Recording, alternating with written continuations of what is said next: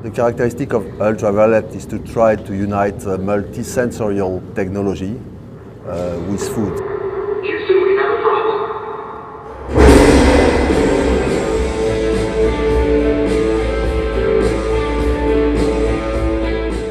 Some restaurants are by the sea, some are in the city, but at Chef Paul Paret's Ultraviolet in Shanghai, every single dish in your 22-course meal will be served in a different environment. The fish and chips are served in the rain with a side of the beetles. Lobster is paired with a Riesling, served oceanside. The goal is bigger than food. It's experience and memory. Can we create an ambiance that will, for instance, bring the people together at the time of the main course, have them tense at the beginning of the meal, have them laugh at a certain time. In a normal restaurant, the light has nothing to do with your dish. The music which is going to play in the background has got nothing to do in your dish.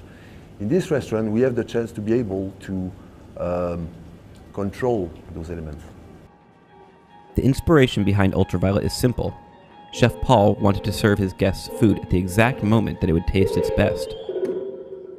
To do this, he had to take control of the elements, a concept he actually grew up with. It's the principle of my mother. When my mother is cooking, she don't ask me at what time I want to eat. She don't ask me what I want to eat. She's cooking a pork chop. When the pork chop is at the peak of the cooking, then she call me, she say à table, I go down and I eat the pork chop at the best of the pork chop. It's not anymore the customer that choose. We have choose everything for him. So that's the big advantage. As projectors change the look of your plate and tablecloth, it's not only the scenery and digital table style that's changing around you. Scents and aromas are injected into the one-table dining room as the music changes with each course. Everything is edible except for the tableware. The experience is so unique, Chef Paul has a hard time defining it.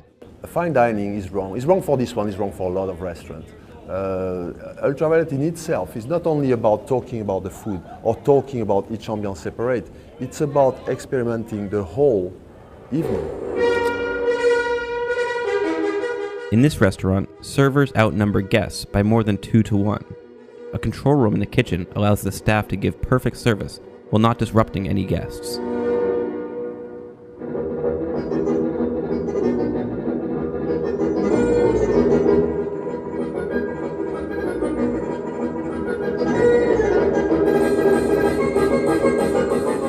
But while the unique experience is tailored to the highest degree, the team doesn't take themselves too seriously. Humor and fun are certainly on this menu. For example, as guests eat their melted gummy bears, Chef Paul and his staff run laps around the table.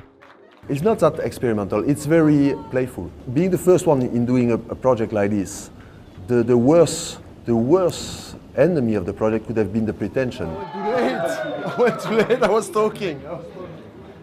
We don't reveal much to the people. Tonight they will feel, that's all. We don't explain. As a matter of fact, a lot of the things for a lot of people are subconscious.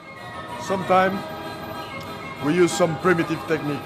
Atmosphere is the most intangible part that you can have inside of a restaurant. And here we have a fluctuating atmosphere. We have an atmosphere that can be tailored on every dish. Reporting for the New York Times in Shanghai, this is Jonah Kessel.